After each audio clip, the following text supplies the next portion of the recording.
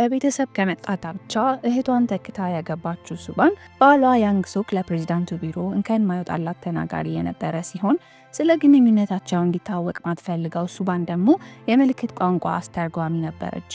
በአንድ ዝናባማ ምሽት መኪናውን መቆጣጠር ሲያቅታት ተደናግጣ ፍሬን ለመያዝ ብትሞክርም ሌላ ሰው እየተቆጣጠረው ስለነበር ማቆም ስላልቻለች ቀይም እንኳን በርቶ ጥሳ ለመሄድ ትገደዳለች። እንዳትጋጭ ብቻ አድርጋ ስታልፍ መኪናው በራሱ ይቆማል። ነገር ግን ለመውረድ ስትሞክር በሩ እምቢ ስላላት እዛው ቁጭ ብላ ስትታገል መኪናውን ሲቆጣጠረው የነበረው ሰው ቆሞ ከነበረበት ወደ እሷ እየመጣ ይታያል። ወዲያውን ለሶክ ስልክ ይደወልለታል።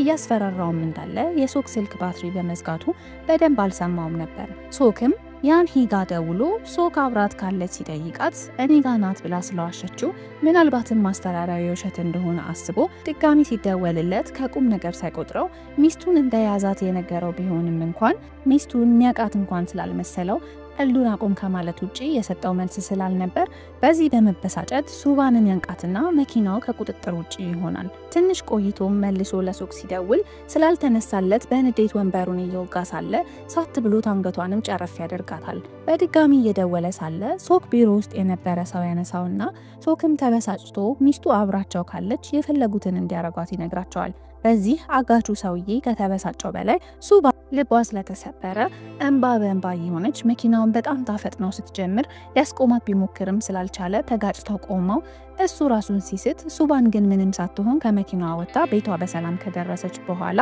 አንገቷን በፕላስተር ተሸፍነዋለች። ሶክ እራት እየበላች እንደነበር ቢሰማም ተጨንቆ ነበርና ደህና ሆና ሲያያት የእረፍት ተንፍሶ ተደውሎለት ስለነበረው የውሸት ስልክ ሲያወራላት ምንም ከቁብ ስላልቆጠረችው ተገርሞ ቢጠይቃትም አሁንም መልስ አልሰጠችውም ነበር። በድጋሚ ለምን ምግብ ታዘጋጃለሽ? እራት እየበላሽ ነው አልተባለም እንዴ ሲላት ዝም ብላ ወደ ክፍሏ ትሄዳለች። ከአማቿም ስልክ ይደወልና ለምን የእርግዝና ክትትል ሆስፒታል ጋር እንዳልሄደችና ሰነፍ እንደሆነች ስትነዘንዛት ስልኩን ዘግታ ትራሷ ስር አስቀመጠቻትና ከ3 ዓመት በፊት ስለነበረው ሰርጓ ማሰብ ጀመረች። እህቷን ተክታ ከመጣች ሙሽራ በስተቀር ይህ ትዳር ምንም እንዳልሆነና የእሷ ማንነት እንኳን ለሕዝብ እንደማይታወቅ በዚህም በጣም ስላዘነች ሕይወቷን ለመቆጣጠር ወስና በሚቀጥለው የባሏ ስብሰባ ላይ የምልክት ቋንቋ አስተርጋሚ ሆና አብራው ትሄዳለች። በሰዓቱም አጋቹ አሁንም ለሶክ ይደውልና እያየው እንደሆነ ሲነግረው ሶክ ድንግጥ ቢልም ግን እንደሱ አይነት ሰው እዚህ ቦታ ላይ ይኖራል ብሎ ስላላሰበ መልሶ እንደ መረጋጋት ሲል ከፊቱ ያሉት ምግቦች በጣም እንደሚያምሩ ሲነገረው ግን እውነትም አለ ማለት ነው ብሎ ደነገጠ። ዞር ዞር ሲልም ስልክ የያዘ ሰው ያይና በፍጥነት ተከትሎት ቢደርስበትም እሱ ሲያዋራው እንዳልነበር ተረድቶ በመረበሽ እየተዟዟረ እየፈለገው እንዴት ስለሱ ይህን ያክል ሊያቅ እንደቻለ ይጠይቀዋል። ያልታወቀው ሰውዬም ስለ ሱባን እህትና እንዴት በቤተሰብ ከተቀነባበረ ሰርጋቸው እንዳመለጠች እንደሚያቅ ነግሮት የእሷን እህት ለቤተሰብ ሲል ስላገባት ይቀልድበታል። በዚህም ሶክ ተናዶም ፈርቶም ከሱ ምን እንደሚፈልግ ሲጠይቀው በሌላ ሁኔታ ደግሞ ማይታወቀው ሰውዬ ሆነ የደወለችው እራሷ ሱባን በታገተችበት ቀን ሲደውል ባለማንሳቱ ተናዳ መኪናውን ካጋጨች በኋላ ከአጋቿ በወሰደችው ስልክ ነበር። ሱባንን ያስገረማት የዛኔ ሚስቴን ገደሏት ከፈለጋችሁ ሲል እንዳልነበር አሁን ደግሞ እንደሚጨነቅ መሆኑ ነበረ። በሌላ ቀን ሱባን እናቷ የሰጠቻትን አማላይ ፒጃማ ከሶክ ጋር በመቀራረብ ፋንታ ለፍቺዋ ማፍጠኛ አርጋ ለመጠቀም አስባ ፎቶ ትነሳበትና በአጋቹ ስልክ ለሶክ በመላክ ለሚስቱ እንደምታሳይበት ትነግረዋለች። ሶክ ግን ከኢንተርኔት ላይ የወረደ ፎቶ ስለመሰለው በጭራሽ አላመናትም ነበር። ሱባንም ስሜታዊ ሆና ከፈለገ መጥቶ በአይኑ ሊያያት እንደሚችል ነግራው ጆሮ ላይ ከዘጋችበት በኋላ ፍቅር የሌለውን ለቤተሰብ ስትል የገባችበትን ሕይወት ለመተው ስትል ባረገችው ነገር ማንነቷ እንዳይታወቅባት ምን እያደረኩ ነው ብላ ደንግጣ መልሳ ደውላ እንዲፋቱ አለበለዚያ 2 ቢሊዮን ብር እንዲከፍላት ሳይሆን ቢቀር ግን ሚስጥሩን ለዓለም እንደምታወራ ብታስፈራራውም ሶክ አልስማማም ስላላት እቅዷ በመክሸፉ ወደ ቤት ልትሄድ ስትል ሶክ ያያትና ብቻቸውን ወደሚሆኑበት ክፍል ወስዷት እያገላበጠ ሲያያት አንገቷን ስላየው ሚስቱ እውነትም ታግታ እንደነበር ተረድቶ ነገር ግን ለምን አልነገርሽኝም ሲል ተበሳጭቶ ይጠይቃታል። ወዲያውኑም ቦዲጋርድ ይቀጥርላታል። አንድ ቀን ለአካል ጉዳተኞች አስተርጓሚ ሆና በምትሰራበት ሰዓት ሽንት ቤት ሄዳ ሳለ አንድ ጥላ ይታያትና የታገተችበትን ቀን ታስታውሳለች። ቆይቶም ቦዲጋርዶቿ ሲገቡ ሱባንን በማጣታቸው ለሶክ ወዲያውኑ ይደውሉለታል። ሶክም ተጨንቆ ስልኩን እያየ ወዲያው እንዳገኟት እና ከወንድ ጋር እንደሆነች ሲነግሩት ምን አይነት ወንድ ነው ብሎ ይጠይቃቸዋል። ሰውየው የሱባን የቀድሞ ፍቅረኛ ስለነበር ቁጭ ብለው ሲያወሩ ፎቶ አንስተው እንደላኩለት ፎቶውን አቅርቦ ሲመለከት ሌላ ጊዜ መቼም የማትስቀው ሱባን እየሳቀች በማየቱ ተገርሞ ቁጭ ይላል። የልጁ ስም ሳንጉ ሲሆን ሱባንን በጣም ያፈቅራት ስለነበር ስላያት በጣም የተደሰተውን ያክል ሶክ ደግሞ ሚስቱን ከሌላ ወንድ ጋር በማየቱ በጣም ተበሳጭቶ ነበር። ሱባን ወደ ቤት ስትመለስ እናቷ አሁንም ሌላ አማላይ ፒጃማዎች ይዛላት ልጅን ለመውለድ ይጠቅምሻል በማለት ስታሳያት ፈጽሞ ደስ ያላላት ሱባን አንቺ ግን እውነት እናቴ ነሽ ትላታለች። በእርግጥም እናቷ ወላጅ እናቷ አልነበረችም። በተጨማሪም እህቷን ተክታ እዚህ ጋብቻ ውስጥ የገባችው በሽተኛ አባቷን ለመርዳት እንደሆነ አስታውሳት ከሄደች በኋላ ሱባን ገላዋን ታጥባ እናቷ ያመጣችላትን ጡት ማስያዣ በእጇ ይዛ ስታስብ ቆየችና ለበሰችው። ሱባን ምንም እንኳን ፍቺ ቢሆንም ፍላጎቷ ፍቺው እሷን እንዲጠቅማት ግን ከሶክ መምጣት ስለነበረበት አሁንም ደውላ ልታስፈራራው ወስና ቀደም ሲል የላከችለትን አሁንም በመላክ አቋሙን ቀይሮ እንደሆነ ስትጠይቀው በሀሳቡ እንደጸና ይነግራትና ሱባን እርር ትላለች። ቀጥሎም ሶክ ወደ ክፍሏ እየገሰገሰ ይገባና ስለተሸፋፈነች ብርድ ልብሱን ሊገልጠው ሲል እንቅ አርጋ ስለያዘችው በኃይል ሲገፋት ተሳስበው ላዩ ላይ ይወድቃል። በዚህም ምቾት ስለተሰማው ሊያጣራ የነበረውን ትቶ ውሃ ለመጠጣት ዕቃ ቤት በሄደበት ሰዓት ጠረጴዛውን ሲያየው የዛሬ 3 ዓመት እንደተጋቡ ጊዜ ሱባን አብስላ ጠረጴዛውን ሞልታ ወደምጠብቀው ጊዜ በትውስታ ይመለሳል። ከጊዜ ብዛት ግን ሶክ የእውነቷን እንዳልሆነ ተረድቶ ሱባንን የእናቷን ትዕዛዝ ግዴታ መከተል እንደማይጠበቅባት ስለነገራት ሱባንን ደስተኛ ለመምሰል መሞከሯን ታቆማለች። በዚህም አብረው እየኖሩ ግን ሩቅ ለሩቅ ነበሩ። ነገር ግን አንድ ቀን ጠዋት ሶክ ቁርስ ሰርቶ እስክትነቃ እየጠበቃት እንደነበር ስታይ እየተገረመች ሳለ ሶክ አብሯት የነበረው ሰውዬ ማን እንደሆነ ሲጠይቃት ኮሌጅ አብረው እንደተማሩ ብትነግረውም ሶክ ግን ስላላመናት መሸት አድርጎ ከጓደኛው ጋር ሲወጣ ምክር ይጠይቃል። እናም ነገሩን ለመመርመር ብሎ የታገተችበትን ቀን ቪዲዮ እያየ ከማይታወቀው ሰውዬ ስልክ ይደወልለታል። ነገር ግን አንድ ትልቅ ፍንዳታ ይፈነዳና ስልኩ ይቋረጣል። ሱባንም መልሳ ስትደውል ልታገኘው ባለመቻሏ በጣም ስለተጨነቀች እቤት ስትገባ እየተዟዟረች ብትፈልገውም ሶክ ስላልነበር እንደተጨነቀች እዛው ሶፋ ላይ ሌሊቱ ይነጋል። ጠዋትም ዜና ስትከፍት የነሶክ መስሪያ ቤት በማይታወቅ ሰው መፈንዳቱና ከዚህም በተጨማሪ ያንግ ሶክን ሲያስፈራራ በነበረ ሰው እንደሆነ የፈነዳው ስትሰማ ከሁሉም በላይ ያስገረማት የነበረው ግን ሱባን ደውላ ስታስፈራራው የነበረውን በቲቪ መስማቷ ነበረ። ሱባን እሷ ያለችውን ቃል በቃል ቲቪ ላይ በመስማቷ ደርቃ ቆማ ሳለ ሶክ እንደ ጎስት እየተሳበ መጣ እና እሷም ወደ እሱ ስትሄድ ሳታስበው ብድግ አድርጎ ጠረጴዛ ላይ ያስቀምጣትና በስልክ የተላከለትን ገላ ለማመሳሰል ቀሚሷን መግለጥ ይጀምራል።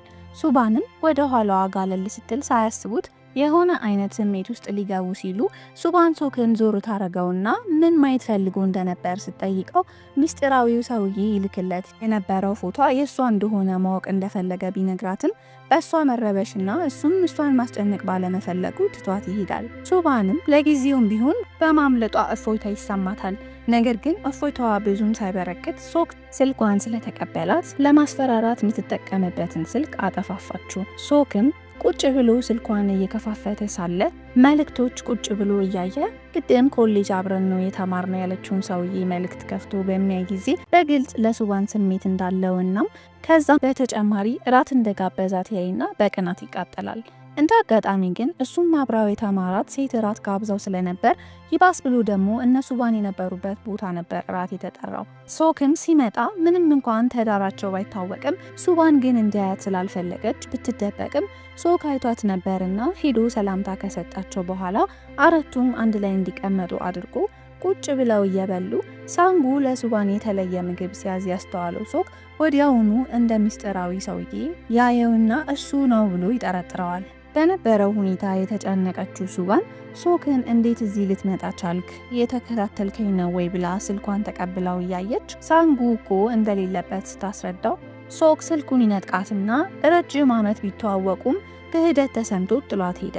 ያንግ ሶክ በራሱ መንገድ ለሱባን ያስብላት ስለነበር ፕሬዝዳንቱ ቢሮ ውስጥ ስራ ሊያስቀጥራት እያመቻቸላት የነበረ ቢሆንም ከሚስጥራዊው ሰውዬ በኋላ ግን ነገሮችን ያዝ አድርጎ ሁኔታዎችን ለመቆጣጠር እየሞከረ ነበር።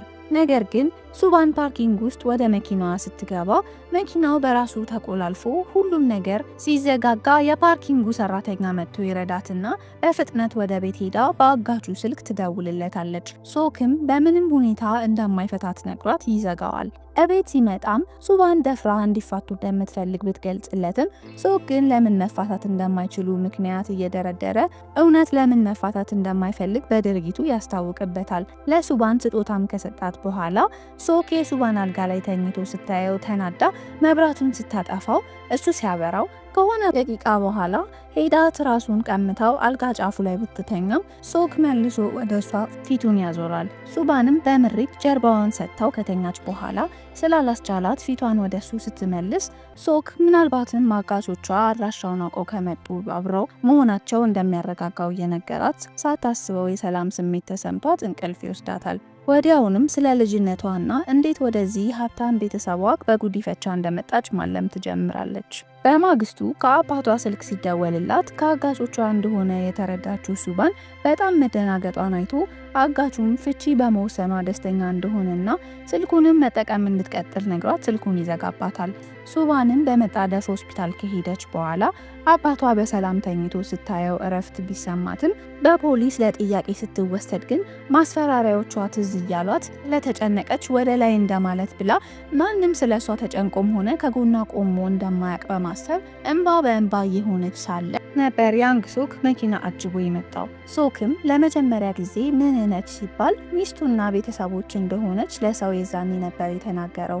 የሱባንን አባት ለደህንነቱ ሌላ ቦታ እንዲሆን ካስደረገ በኋላ መኪና ውስጥ ቁጭ ብለው ሱባን መረጋጋት አቅቷት አሁንም ስታለቅስ ሶክ ለመጀመሪያ ጊዜ በእንባው አዘነ።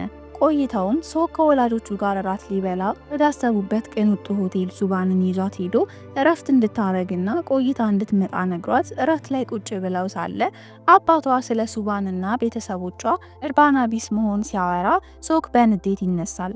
ሶክም ተናዶ ሲነሳ ይህን ብስጭቱን አባቱ ካሜራ አዘጋጅቶ ጠዋት በሚወጣው ዜና ላይ እሱን ለማሳፈር ሲል ሊያሳትመው እንደነበር ይገነዘብ እና በሩን ከፍቶ ከሱባን ጋር ሊወጡ ባሉበት ቅጽበት አባቱ ብርጭቆ ይወረውርበታል። ቶሎ ብሎም ሱባንን ተከላክሎላት እጇን እንደያዘ ሊፍት ውስጥ ሆነው ንዴቱ ያልበረደለት ሶክ መፋታት ከፈለገች ስለ ሰው ሀሳብ በጭራሽ እንዳታስብ አስረግጦ ይነግራታል። በዚህም ሱባን በድንገት ለሱ ያላት ስሜት ሲቀየር ይሰማታል። በዚህም እቤት እንደገቡ ስልኩን ለመጣል ወስና የሄደች ሶክ ቆሻሻውን እኔ እጥላለሁ በማለት ያስጨንቃታል። ሱባን ግን ውስጡ ያለውን ስለምታውቅ አልሰጥም እሰጣለሁ ውስጥ ገብቶ ሱባንን ለአዲሷ ስራዋ መልካም እድል ሊሏት ጓደኞቿ ስልክ ሲደውሉ ይቋረጣሉ። ሱባን ምንም እንኳን በአዲሱ ስራዋ ደስተኛ ብትሆንም ከሶክ ቅርብ ለቅርብ ሆና መስራቷን የሁለቱም ቤተሰቦች ስለማይደግፉት እንደፈራች ስትነግረው የማንንም ሀሳብ ሳትሰማ ህልሟን መቀጠል እንዳለባት ይነግራታል። በማግስቱ የኢንተርቪው ዕለት ለፈተና የቀረበላት የሶክ 4 ዓመት በፊት ያደረገው ንግግር ስለነበር ሱባን ከንግግሩ የቀደመች በምልክት ስታስረዳ ይመለከት የነበረው ሶክ ቶሎ ብሎ ሄዶ እንዴት ንግግሩን ቀድማ እያወቀች ማስረዳት እንደቻለች ተገርሞ ሌሎችን ቪዲዮዎችን እንድትተረጉም ፈተና ያቀርብላታል። ሱባንም ከሱ የቀደመች በምልክት ታስረዳቸው ጀመር። በዚህም ተገርመው እንዴት ሊሆን ይችላል ሲሏት ሱባን የሶክን አፍ እያየች ቀጥሎ ምን ሊያወራ እንደሚችል መገመት እንደምትችል ስትናገር እሱም በፍጹም ስላላመናት ለሱ ስሜታዊ የሆነ ነገር ብቻ ይናገርና ቀድማ ሳያወራ ትተረጉምለታለች።